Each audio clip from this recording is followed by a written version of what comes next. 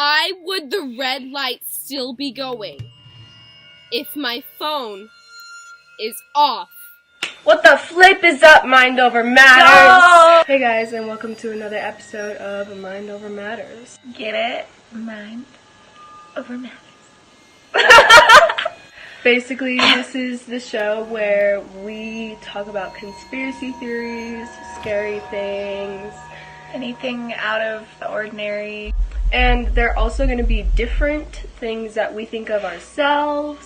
It's not going to be shit that you hear on the regular, that you hear on other people's channels. It's going to be quite different. Yeah. Oh yeah, my name's Lila. My name's Tal. Okay, cool. So, Phones. We need to be scarier. So, if you've noticed or if you've been online, I don't know, but there's a creepy camera in here, right? So, on iPhones, especially the little thingy, I don't know. I don't even know what that is. But, apparently, your phone is always recording you. When your phone has a red light right here, but you can't see the red light with a plain human eye. You have to face it to another, like, phone camera or a computer camera, and this is when the red dot shows up. It even works on a tablet. But what the fuck is that red dot? Am I right? Okay, so I wanted to investigate this myself, so I looked online and I figured out that they were blaming it on when your phone screen turns on, right? You know how when you go like this, sometimes it turns on? That's what they're blaming it on. When like face recognition. Face recognition, which is on what? iPhones 8 and up? Yeah, iPhones 8 and up. I have the iPhone 7. I have the 7 Plus. So, why are our iPhones doing it? So, I have the evidence of when I tried it with my phone that I'm going to input right here into this video right now.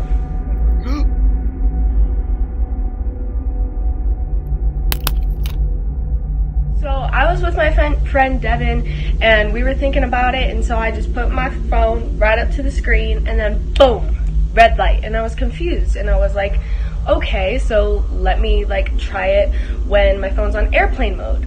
My hair. Wait, let's see if it works if my phone's on airplane mode. Wait, my head. Ow. Ah. Thank you.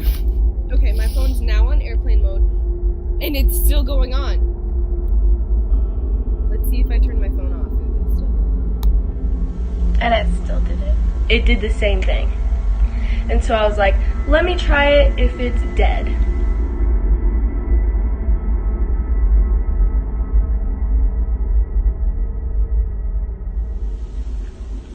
It did the same thing. So, what the fuck? My phone even did it. Remember when it died? Yeah. And then, yeah, we tried it and it still did it. So, her phone does it, my phone does it.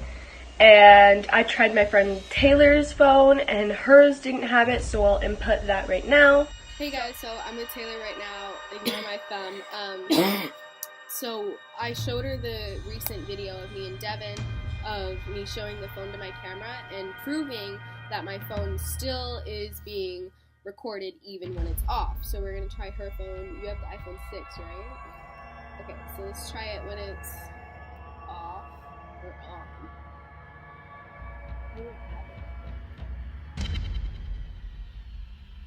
So it looks like iPhone 6 doesn't have it.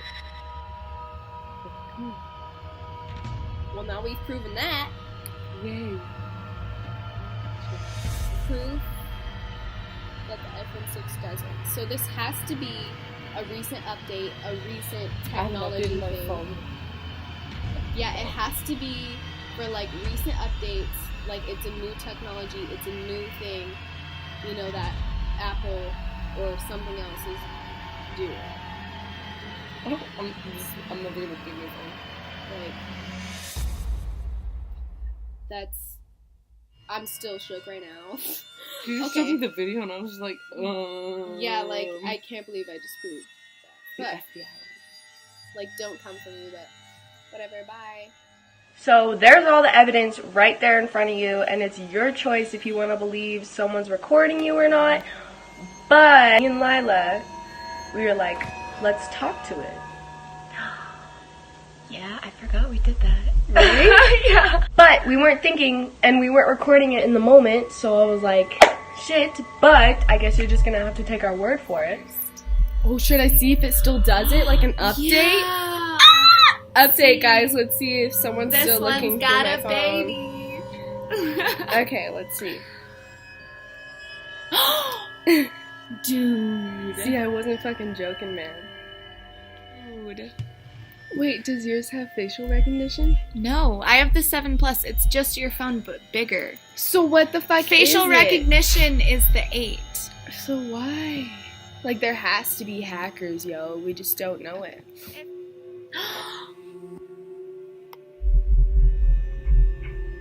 I just want to know why it would still be going if it was off. I saw it a little. We can replay that. We saw the red light on my phone, and we thought, well, like, first let's try it with a couple apps. Let's open Snapchat, let's open Instagram, Facebook, and it was all just kind of like a constant red light. Mm-hmm. But then when I opened my text, like my text messages on my actual phone, it started blinking like super crazy. And so I was like, well, that's weird. Like, why is that happening? And then it stopped. Out of nowhere, just stopped. And Tal was like, if you're listening to us, blink twice. Nothing happened. She was like, if you're listening to us, blink twice. It blinks, and then it stops. It blinks again, but then it's like continuously blinking after that. So If you want to try to talk to it, there you go. go for it. We just gave you something to try with your friends. You know, have a little slumber party with your girlies. Be like, yo, I found this conspiracy theory from the Mind Over Matters. Watch this video with them. Hold it up. Have a good time. How our house is haunted. Oh my This God. story, y'all. Hey, Devin. Yo. Do you remember when we were on the phone that one time and, like, I was about to go to bed? It was, like, around 3 in the morning. And then I felt this hand, like, go on my head.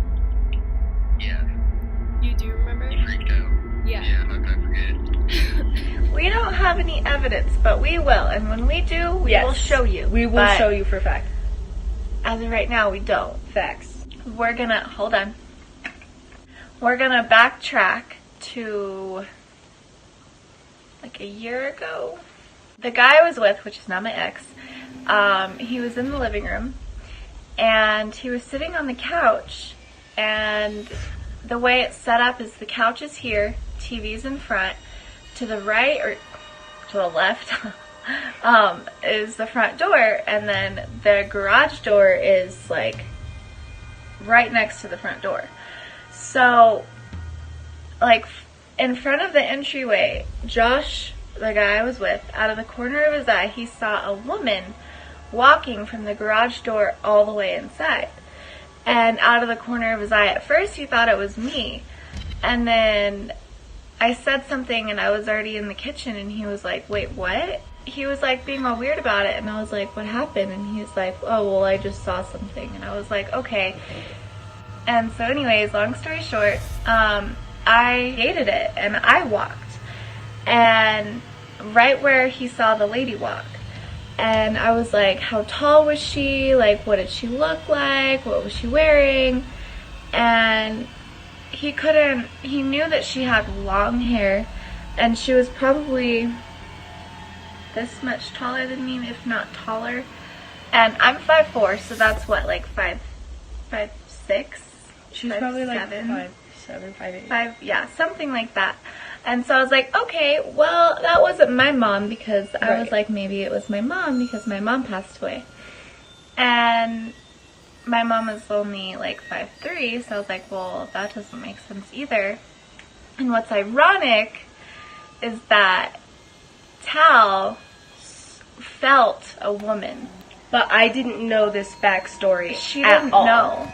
I didn't know this at all. So I was in the living room. It was when I was staying on the couch, and I wanted some coffee, so I went into the kitchen, and right as I was turning to go grab my coffee, I felt this presence on the right side of my body. It was really weird, but I felt almost as if she was hovering over me or taller than me, which is what I pointed out to her, what is why we think it's her.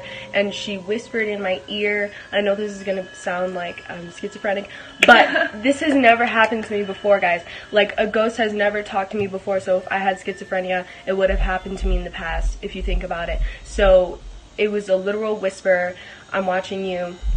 And I was just like, fuck it, I'm going to bed. So I grabbed my coffee, and I just went to bed. But the day before that, I felt a presence right as I was about to go to bed. I was about to rest my head just on the couch, you know, about to go to sleep. And then I feel this hand right as I was about to go to sleep go like this on my head. And I was on the phone with Devin, so I'll call him right now and I'll confirm with him so y'all can see that, you know, what I'm saying is true. So this is evidence for the video, the conspiracy video, just so they know that it's true. Oh, hell yeah. Okay. Alright, cool. Yeah. Okay, bye, love you. Love you too, bye. And just so you guys know that this is true, I'm going to show you my call list. So you know I only called him once. Let me turn down the brightness. It shows right here, Devin. I haven't called him. That was our literal phone call. You can see right there, only one call, 41 seconds, or 49 seconds. So you guys know, I'm not bullshitting. So there you go, there's the lady, but there's also a little boy.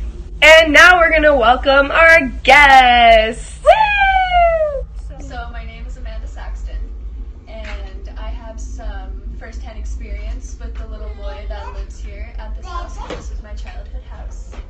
Would you guys like some wine? Of course. How much? Keep going. Keep going. Just keep going. Yep. What would you like? I'd probably like something stronger considering she drank it all. I got you. Oh, yes. Much better. Oh, a little more. No, keep going. So I grew up in this house basically, and I've had a lot of experiences in this house with, you know, spirits, and so my brothers. There was this one thing that was very significant though that happened periodically in this house was the doorbell. The doorbell was completely torn out of the front door, and it still would go off, and there was nothing there. That doorbell was inside a box in the closet in your room right now, but the doorbell would still go off out of nowhere. Like, it constantly would go off. And Corey, my brother, would sometimes push me up into the tree.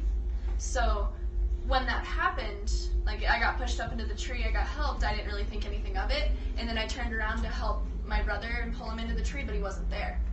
And I looked around and he wasn't anywhere around me, and I was really confused. I thought maybe he was just hiding from me, but then he ran out from inside like 2 minutes later, and I was like, there's no way. Like, thinking back at it, I was like, there's no way. Like, he could have ran that fast from pushing me up and then turning around like 2 seconds later to pull him up. Yeah. I was like, there's no way that he could be that fast. But me at the time, I was like, like, whatever. I didn't think anything of it. And one time, I saw a little boy, like, shadow figure, I guess you could say. It wasn't necessarily like a shadow. It like had very creased, distinct lines to him, and it was just a little boy, and like with like hair probably to here maybe. Like, that's all I could really see, because like I could see like when it's What hair. color was it? I didn't see it. It was just black. It was just a shadow. Oh. That's all it was.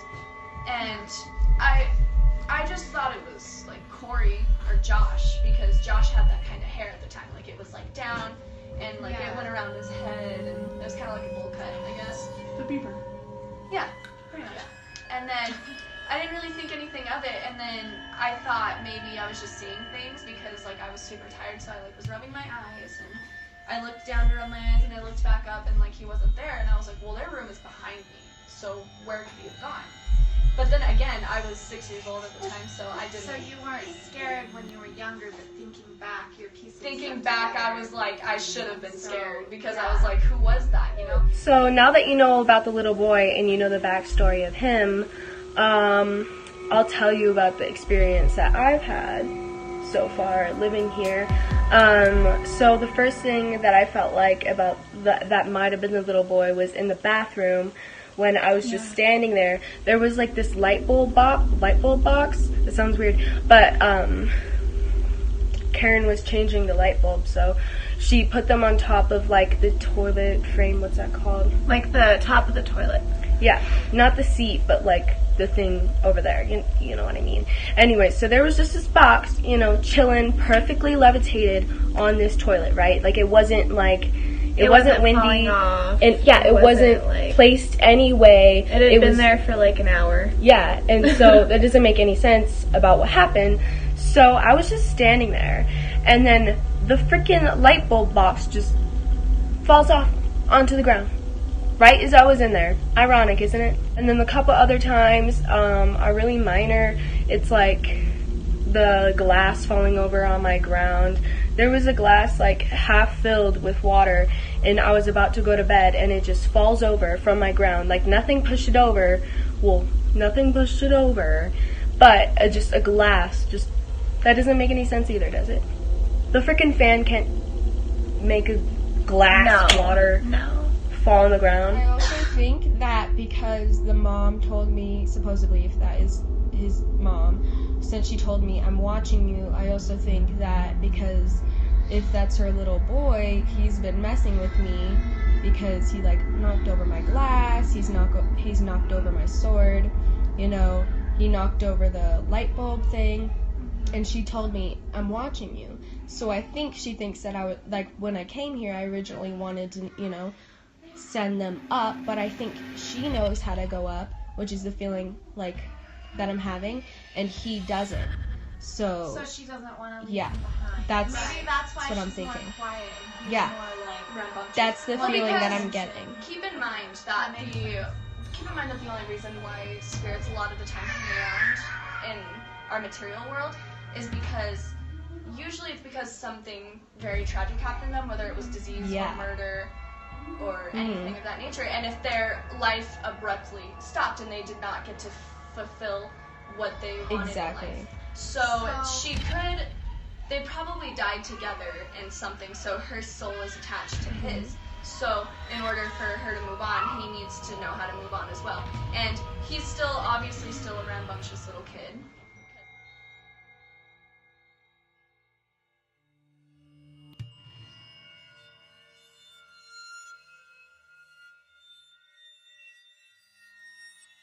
My name is Carissa Hunter, and I have facts about the 4 Mile in Moscow, Colorado. And I'm here for the free alcohol. We don't know much about the 4 Mile, which is over here in Colorado, but with what we know and saw and experienced, we'll insert a couple pictures right here so that you guys can see what it looks like, what we've seen, so you get the visual.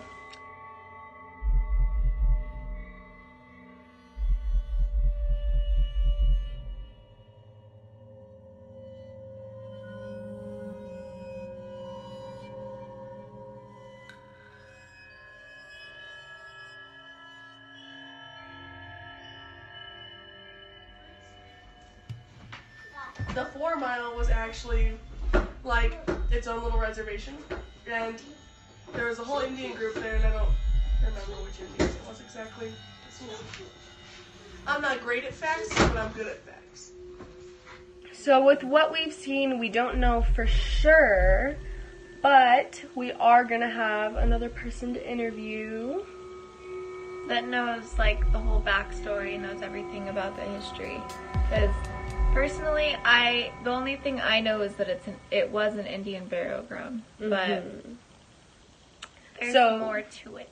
There's a lot more to it, so onward ho. Onward ho. So, anyway, the the part where the 4 mile ends, actually, the Indians would go right there in the sand dunes, and they'd sleep up on the sand dunes. That's where they like had their little reservation, and right there on the 4 mile was their burial ground. So at the end of the 4 mile, where everybody has all these like encounters, I guess you could say, is actually right where the burial ground was. And one of our friends, Cody Parker, was out there one day, and he said he had found remains of like bowls and plates and stuff. And so when I thought that was kind of interesting, I went and talked to the historians in Alamosa. So we went into Alamosa and we were talking to the historians, and they said that most of Alamosa and most of the San Luis Valley was just a bunch of Indians, and this was kind of like a meeting place. So they'd come over the mountains, and all these different tribes would meet together, and they'd have these parties and stuff, and like trading, and then there was one group that actually lived here and resided here. So that was like their burial ground in a really sacred place. So when kids go out there and they're shooting stuff up and they're having bonfires and stuff, it's disturbing the like grounds. Mm-hmm. And so one time we went out there and we were having a bonfire, and the dogs wouldn't even come out of the cars. And they were like terrified, and we were driving around, and there was this big trash can, and dogs sitting against the trash can. And so we're like, what the fuck? And we went over, and the dog was dead, just sitting straight up, like on all fours, just like nothing. And it was dead. Yeah, so I haven't really been out there since, but I know there's a big party there this weekend, so I guess if you guys go do your interview there. Heard it here first. Sorry, talking about it kind of gives me stress. And that is some good vodka. Chug that vodka. Just kidding. So I hope you guys enjoyed our first conspiracy video. I'm so excited. If you have questions, put it down in the comments. We'll answer for you, or we'll answer it in the next video, so make sure to stay tuned for that. Yes. It's gonna be crazy. And this is just the first video too. It's gonna get even more creepy and even more scary because we wanted to have it like a little more lighthearted, but it's gonna get intense. Intense, very deep. So hold on for the ride, guys, because it's gonna be a wild one. Oh my god.